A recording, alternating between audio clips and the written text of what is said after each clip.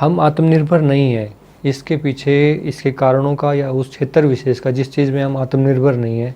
उस पर फोकस किया जाए कि हम आत्मनिर्भर नहीं हैं तो क्यों नहीं है। तो इसके पीछे बहुत सारे कारण हो सकते हैं, बट यदि बात की जाए कि जिस क्षेत्र में हम आत्मनिर्भर हैं उस क्षेत्र विशेष में हम आत्मनिर्भर कैसे हैं, इस बात पे यदि हम फोकस करेंगे तो निश्चित तौर पे ये निकल कर आएगा कि हमारी पॉलिसीज़, हमारा जो एनवायरनमेंट है कंट्री का, लोगों का जो फोकस है, अवेयरनेस है, वो सब चीज़ें कहीं ना कहीं हमें उस क्षेत्र विशेष में आत्मनिर्भर बनाती हैं। बट जिन क्षेत्र में हम आत्मनिर्भर नहीं है उनके बारे में यदि हम फोकस करते हैं तो निश्चित तौर पे हमें ये पता चलता है कि कहीं ना कहीं हमारे देश का जो सिस्टम है, हमारे देश में जो अवेयरनेस है उसमें कमी है। तो यदि आत्मनिर्भर नहीं है तो उन कमियों को ध्यान में करके उनको निवारण किया जाए, उनको हटाया जाए, उनको सुधारा जाए उन कमियों को, तो निश्चित तौर पे हम सक्सेसफुल हो सकते हैं आत्मनिर्भर बनने में। तो वो कौन कौन सी कमियां हैं उनके बारे में मैंने उनको नोटिस किया है, और मैं सबसे पहले कहना चाहूँगा कि गवर्नमेंट पॉलिसीज़, जो हमारी गवर्नमेंट पॉलिसीज़ हैं आज से पहले कहीं ना कहीं उनमें कमी रही है। हरित क्रांति आई थी हमारे देश में तो उसके लिए गवर्नमेंट पॉलिसीज़ बनी थी जिनकी वजह से उसको सफलतापूर्वक लागू किया गया, और लागू करने के बाद आज हम कह सकते हैं कि अन्न की दृष्टि से हमारा देश आत्मनिर्भर है। नहीं तो उससे पहले जब ये हरित क्रांति नहीं आई थी, उससे पहले हमारे देश में, हरित क्रांति नहीं आने से पहले हमारे देश में अन्न की कमी होती थी, हमें दूसरे देशों पर निर्भर होना पड़ता था, और निर्भर होने के अलावा हमें कई बार उसकी कमी के कारण हमें कुछ दूसरे जो प्राकृतिक जो उपज थी उन पे निर्भर होना पड़ता था। मान लीजिए कोई गेहूँ खाना चाहता है, महंगा होने की वजह से, कम अवेलेबल होने की वजह से, महंगा होने की वजह से उसको दूसरी फसल जौ, बाजरा, उन चीज़ों को लेना पड़ता था, उनका उपयोग करना पड़ता था। तो मैं कहना चाहूँगा कि जो हमारी गवर्नमेंट पॉलिसीज़ हैं कहीं ना कहीं उनमें कमी रही है, और वो गवर्नमेंट पॉलिसी जो पॉलिटिकल पार्टी हैं वो 5 साल के लिए आती हैं लोकतंत्र में, लोगों की जो रिप्रेजेंटेटिव नेता बनकर आते हैं वो कहीं ना कहीं अपने 5 साल पूरे करने के चक्कर में ज़्यादा फोकस नहीं कर पाते हैं, ज़्यादा देश के बारे में उनका आज तक सोचना हुआ ही नहीं इन चीज़ों के बारे में, इसलिए कुछ अच्छी पॉलिसीज़ बनी नहीं। हमारी एजुकेशन सिस्टम चाहे वो लीडर्स का हो, आज से पहले किसी ने इस बारे में ज़्यादा फोकस किया ही नहीं कि हमारी जो टेक्निक में जो सिचुएशन है, जो उसमें प्रोडक्शन होना चाहिए, उसमें कहीं ना कहीं कमी रही है। तो पॉलिसीज़ बननी चाहिए लगातार, अच्छी उनमें सुधार होना ही चाहिए, तभी कुछ न कुछ ये कह सकते हैं कि जो टेक्निक में क्रांति है या जिन चीज़ों में हम आत्मनिर्भर नहीं है, खासकर जिन चीज़ों में आत्मनिर्भर नहीं है उनको नोटिस में किया जाए तो जैसे हमारे जो इलेक्ट्रॉनिक्स चीज़ें हैं वो खासकर विदेशों से आते हैं। हमारी जो टेक्निक बेस्ड जापान की हम देखते हैं, जापान से हमारे मेट्रो या कुछ भी चीज़ें हमारे देश में लाई गई, या फिर जो युद्ध सामग्री है वो भी हमारे देश में ज़्यादा उसका प्रोडक्शन नहीं है, हमें अमेरिका से लेना पड़ता है। खासकर जब चीन पाकिस्तान का साथ दे रहा है उस सिचुएशन में हमें कहीं ना कहीं लगता है कि हमें सभी देशों से ज़्यादा नहीं तो चीन से ज़रूर थोड़ा किनारा करना ही पड़ेगा, हमें आत्मनिर्भर होना ही होगा। और उसका फ़ायदा ये भी है कि हमारे देश में रोज़गार की जो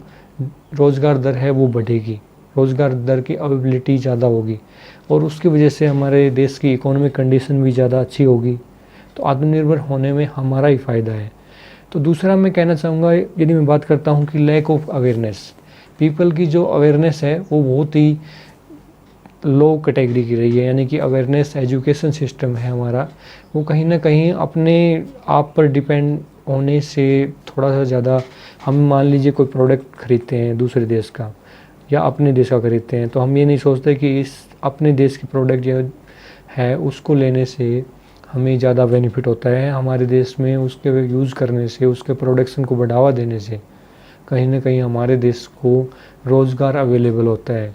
और हमारे देश की इकोनॉमिक कंडीशन अच्छी होती है। तो मैं कहना चाहूँगा कि अवेयरनेस जो है वो भी आज से पहले अच्छी नहीं रही, इसकी वजह से लोगों को दूसरे देशों का जो देशभक्ति दिखाने की बात होती है प्रोडक्ट खरीदने के लिए भी, दूसरे देशों का प्रोडक्ट कम से कम यूज़ करने चाहिए, लेने नहीं चाहिए। मैं ये नहीं कहना चाहूँगा कि दूसरे देशों के प्रोडक्ट ना लेने के कारण हम बिल्कुल ही अलग थलग हो जाएं और अपने देश का प्रोडक्शन बिल्कुल ही ये हो जाए कि भाई दूसरे देश का लेना ज़रूरी भी होता है, बट बहुत सारी चीज़ों में हमें अपने देश के प्रोडक्शन को बढ़ावा देना ही चाहिए, चाहे वो गवर्नमेंट पॉलिसीज हों, चाहे वो दूसरी कह सकते हैं कि लैक ऑफ अवेयरनेस है, उसको भी ठीक करना चाहिए। जो कमी है अवेयरनेस की, उसको कम से कम उसको रिमूव करना चाहिए, उसको उसकी फैलाया जाना चाहिए, उसके एजुकेशन दे करके पीपल में कि हमें अपने देश का प्रोडक्ट खरीदने से बहुत ज़्यादा बेनिफिट होता है, तो उसको बढ़ावा देने का बहुत ज़्यादा बेनिफिट मिलेगा। तीसरे नंबर पर मैं कहना चाहूँगा कि लैक ऑफ डिटर्मिनेशन, लोगों का जो दृढ़ निश्चय है वो भी बहुत कम होता है। जब कोई भी प्रोडक्ट नहीं मिलता अपने देश का, तो सस्ता मिलता है दूसरे देश का तो भी, या फिर नहीं मिलता है तो भी हम बड़े आराम से हमारे देशवासी उसको ख़रीद लेते हैं।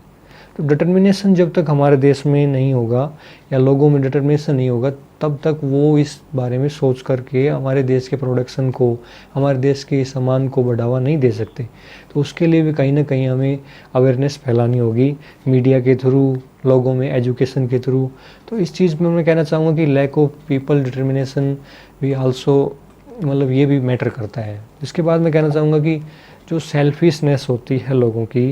यानी कि अपने से मतलब, अपने काम से, अपने स्वार्थ से मतलब कि मुझे इस चीज़ की ज़रूरत है, मुझे इस बात से कोई मतलब नहीं है कि किस देश का प्रोडक्ट है,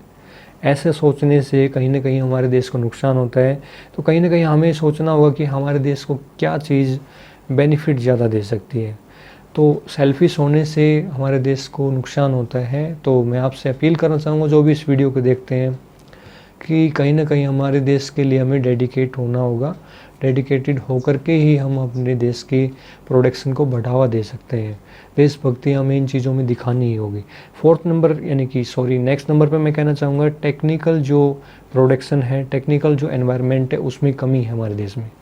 टेक्निकल एनवायरनमेंट का मतलब मेरा ये है, जैसे हमारा एजुकेशन जो सिस्टम है उसमें खासकर जो पीपल हैं, ग्रामीण पीपल हैं, वो गवर्नमेंट जॉब में ज़्यादा फोकस करते हैं। गवर्नमेंट जॉब में काम करना,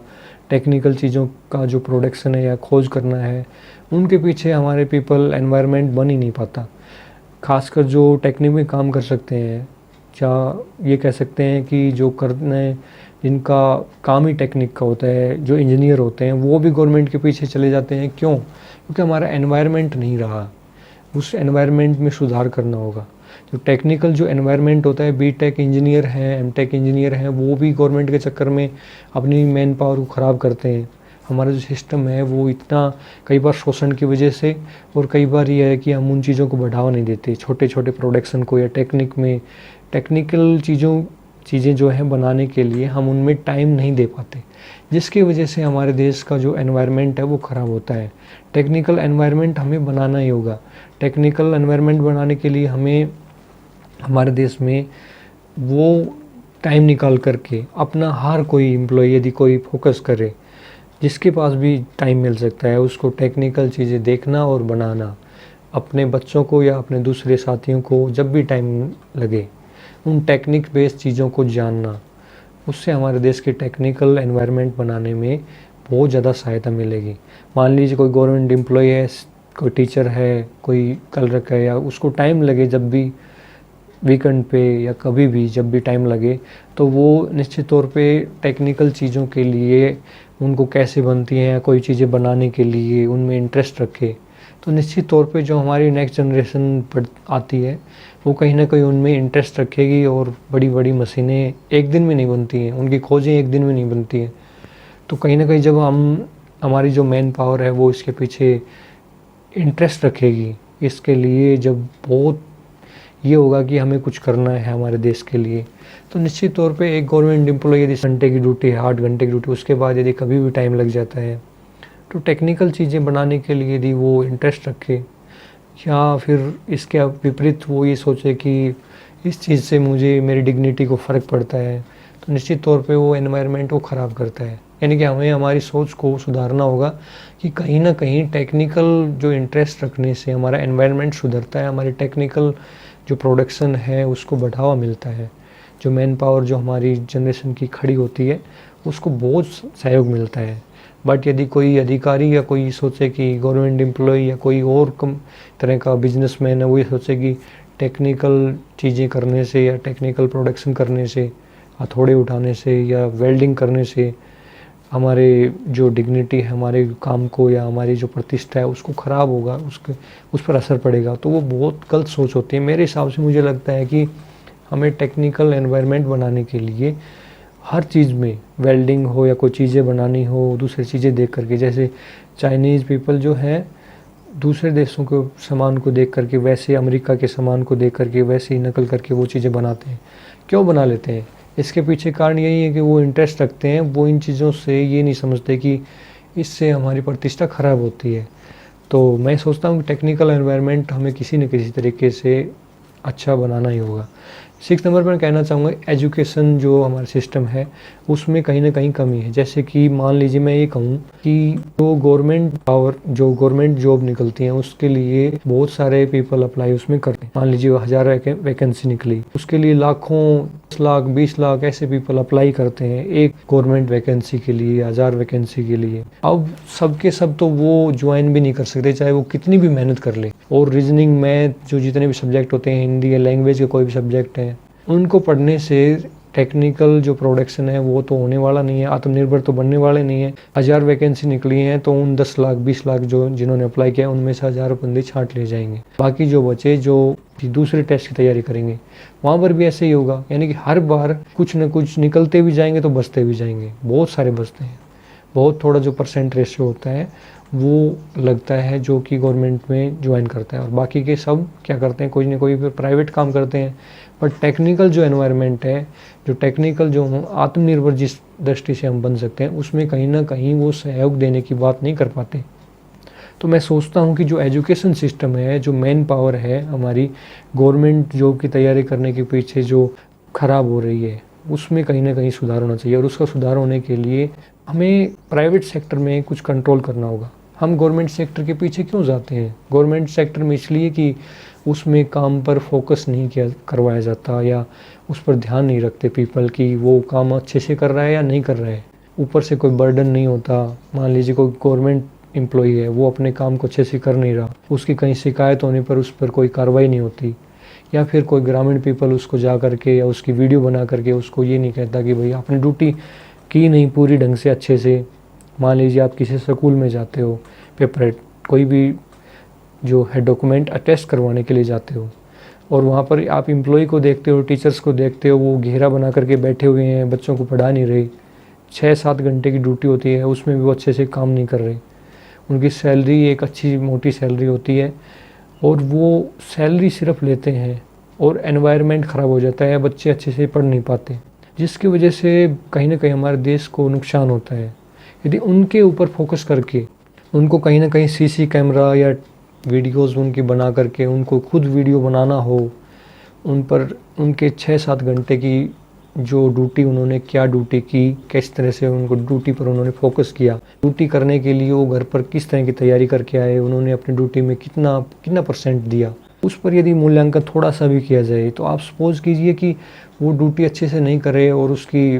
कंप्लेन की जाए, या उसने कहा जाए, सस्पेंड किया जाए, या कुछ जुर्माना किया जाए, या नहीं करने पर उस पर कोई कार्रवाई हो, तो निश्चित तौर पे कहीं ना कहीं हमारा एनवायरनमेंट सुधरता है। तो एम्प्लॉई हम गवर्नमेंट के पीछे इसलिए जाते हैं, गवर्नमेंट के एक तो अच्छी सैलरी, ऊपर से टेंशन जो वाली जॉब नहीं, प्राइवेट सेक्टर में टेंशन वाली, शोषण ज़्यादा। तो कहीं ना कहीं प्राइवेट सेक्टर को भी थोड़ा सा कंट्रोल में किया जाना चाहिए कि सरकार के थ्रू सैलरी मिले, सरकार के पास उनका पैसा जाए, उनका जो परसेंट रेशियो होता है किसी भी जो प्राइवेट सेक्टर कंपनी है या फिर स्कूल है या कोई भी है, उनमें यदि वो उन पर फोकस किया जाए कि उन्होंने कितना इनकम जनरेट किया पर स्टूडेंट, पर एम्प्लॉय या पर प्रोडक्शन, उन पर थोड़ा सा ध्यान दिया जाए, और एम्प्लॉय को वो क्या दे रहे हैं। यदि वो एम्प्लॉय को कुछ नहीं दे रहे हैं तो निश्चित तौर पे हमारा जो एनवायरनमेंट है वो ख़राब होता है, और जो पीपल हैं वो कहीं ना कहीं गवर्नमेंट को प्रेफर करते हैं कि उसमें पेंशन मिलेगी, ये मिलेगा, वो फैसिलिटी मिलेगी। तो इस वजह से कहीं ना कहीं हमारा जो, और गवर्नमेंट के पीछे जाने की वजह से हमारा देश का जो रीढ़ की हड्डी होती है एजुकेशन, वो रीढ़ की हड्डी ही कहीं ना कहीं उस पर चोट लगती है। यदि प्राइवेट जो जॉब होती है उसमें ध्यान दिया जाए कि भाई पूरी सैलरी, अच्छी सैलरी मिलेगी, या गवर्नमेंट से ज़्यादा सैलरी मिलेगी, गवर्नमेंट के जो नए एम्प्लॉय लगाए जाते हैं उनको कम सैलरी दे करके प्राइवेट सेक्टर को ज़्यादा दिल लगा करके हम अपनी जो मैन पावर ख़राब होती है टेस्ट की तैयारी करने की, क्योंकि वैकेंसी कम निकलती हैं, तैयारी ज़्यादा करते हैं, तो उसकी वजह से जो मैन पावर हमारी ख़राब जाती है, ज़ाया जाती है, उसको कहीं ना कहीं हमें यूज़ करना चाहिए। वो यूज़ हो सकती है प्रोडक्शन में लगने से, प्राइवेट प्रोडक्शन या कोई भी चीज़ अच्छा जो आत्मनिर्भर बनने के लिए ज़रूरी है। प्रोडक्शन किसी भी चीज़ का पार्ट्स हों या कोई जो इलेक्ट्रॉनिक सामान होते हैं, खासकर हम चाइना से बहुत सारे सामान लेते हैं, बहुत सारे, उस पर बहुत ज़्यादा टैक्स भी लगना चाहिए। वो टैक्स ज़्यादा लगने की वजह से जो हमारा इंडियन प्रोडक्शन है उसको बढ़ावा मिलेगा और कहीं ना कहीं पीपल इंडियन प्रोडक्शन पर विश्वास करेंगे। उनकी क्वालिटी की वजह से भी, क्वालिटी के अलावा उनकी जो प्राइस मैटर करता है, प्राइस चाइनीज़ का सस्ता होने की या विदेशों का सस्ता होने की वजह से हम कहीं ना कहीं उनको ख़रीद लेते हैं। और उनको ख़रीदने की वजह से क्या होता है कि हमारे देश का जो आत्मनिर्भर जो हम बन सकते हैं उसमें उसको चोट पहुंचती है, आत्मनिर्भर बनने में प्रॉब्लम आती है। तो बस इसी के साथ मैं इस वीडियो को विराम देना चाहूँगा और आशा करता हूँ कि ये वीडियो कंटेंट आपको अच्छा लगा होगा। अच्छा लगा हो तो लाइक बटन को प्रेस करें। और लास्ट में एक बात और कहना चाहूँगा, यदि मेरी कोई भी बात इस वीडियो में आपको गलत लगी हो तो माफ़ करना, बट मैंने अपनी तरफ से किसी को पर्सनली टारगेट करके नहीं कहना चाहा है। कोई भी बात टारगेट करके मैंने ये बात कोई भी जो है प्राइवेट या गवर्नमेंट सेक्टर में किसी के बारे में नहीं कहना चाहिए। मेरा कहने का मतलब ये है कि देश में कहीं ना कहीं एनवायरनमेंट सुधारने के लिए हमें अपने आप को सुधारना होगा। तो वीडियो कंटेंट पसंद आया हो तो शेयर भी कर दें और चैनल को सब्सक्राइब करना ना भूलें। Thank you. और इस वजह से हमारा सिस्टम सारा बिगड़ जाता है।